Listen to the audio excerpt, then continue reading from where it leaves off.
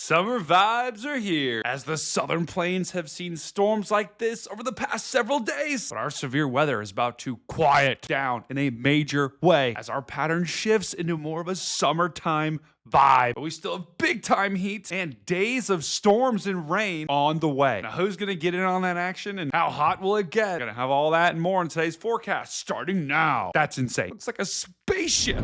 Starting off with a bang here on the visible satellite for today, June 10th. We have a very cool view here. We've got this low pressure system that is spinning in the northern Great Lakes. You can see that on satellite. Look at this cold front that goes all the way down into Texas. It sweeps around like that. Check out, we've got a kind of a dying complex of storms in Texas. And then we've got these complexes of storms off the East Coast. But look at that. You can see the front on those storms. That is cool. But much of the United States, including the West Coast, down into the northern plains, even into the Midwest, we are cloud-free, we are rain-free, and we are gorgeous. Now, in the intro, I did mention that the severe weather does look like it's going to calm down, at least for the next couple of days. Here is why things are about to get really quiet. Notice how the jet stream stays well north of the US-Canada border, and you don't see any troughs. This is pretty much a ridge of high pressure that's going to sit over top of the western and central United States, and that will help suppress a lot of activity over the next couple of days.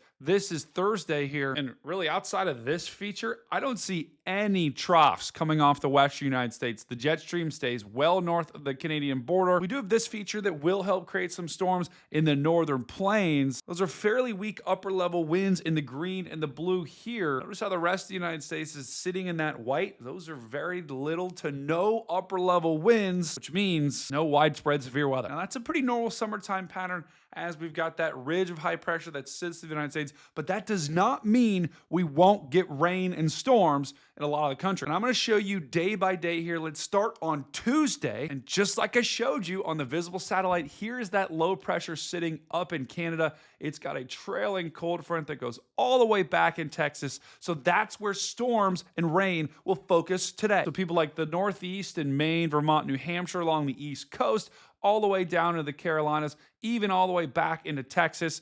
Those are going to be the areas that get storms today. And that's exactly where we have the severe risk for today. Now, I think the greatest chance of getting strong storms is going to be in this area in West Texas. That's where we do have a 2% risk for some tornadoes. And it's like Fort Stockton area on its thing. And although it's technically possible, tornadoes are definitely not the main threat today by far. And neither is wind. Really, today is not an impressive day from a severe weather perspective, but some strong gusty winds are definitely possible from Maine, Vermont, through New York, into Virginia, the Carolinas, and then down even into the west coast of Florida. But I wouldn't be too worried. You're going to be just fine. All right, so we talked Turkey on Tuesday. Let's talk Turkey on Wednesday. So that low pressure is going to work its way to the east during the overnight hours on Tuesday. And by the time we wake up Wednesday morning, the front should be off the coast. So I think our northeast brethren, I think our east coast brethren,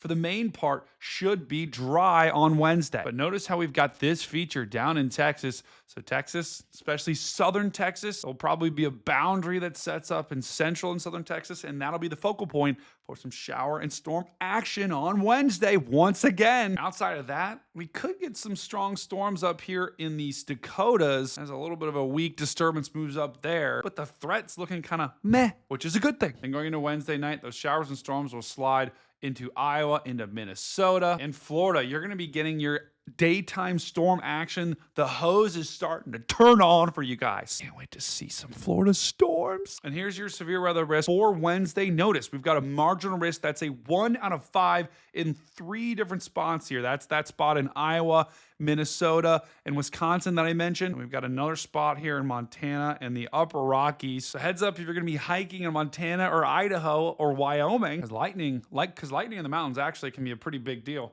And then we've got this area down in Texas that we also talked about right along that boundary. And if we look at the tornado risk, there's nothing. There's less than 2% in all areas. We're getting very quiet. Even Chicago, you're in this. So heads up on Wednesday, Chicago could get, especially later on into the night, you could get in on that storm action. All right, so what about on Thursday? Well, notice how a lot of the country, we don't really have any distinct low pressure systems. We don't have any big type storm systems. That's the summertime vibe. Summer is here, baby. Let's go. And during the day, Thursday, notice how we've got scattered storms in several different areas. Right here in the northern plains into the Midwest, we've got kind of a boundary that sets up right there in Michigan, Pennsylvania, New York. And then we've got some more scattered storms in Oklahoma, Texas, even down in Florida and parts of the southeast. That tends to happen in summer when the sun bakes everything, the land heats up, and things start to bubble up. You can get some of those daytime shower and storms that tend to produce heavy rain, lightning, maybe a couple of strong wind gusts, but those storms tend to have a hard time producing tornadoes,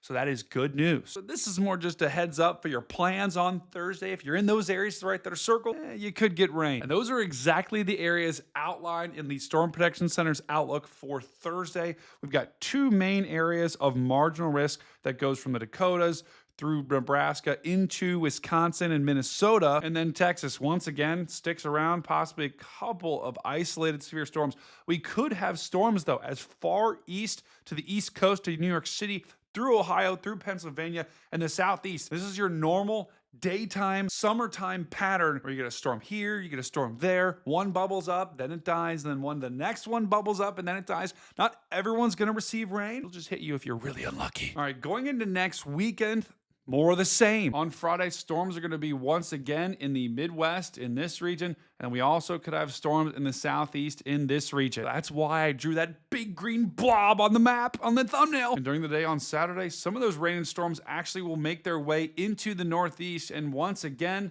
this part of the country, not everyone's going to get wet. It's not going to be a washout, but the weekend does look very stormy. But I don't think we're going to be talking about widespread severe weather in that region. It's more of, once again, the average daytime storms, gusty winds, maybe small hail, lightning, and rain are the main threats by far. Now it's time to talk temperatures, baby, because we are going to be way warmer than normal over pretty much the entire country. For this week, for next week, things are going to bake. Isn't that right, Mr. Turtle?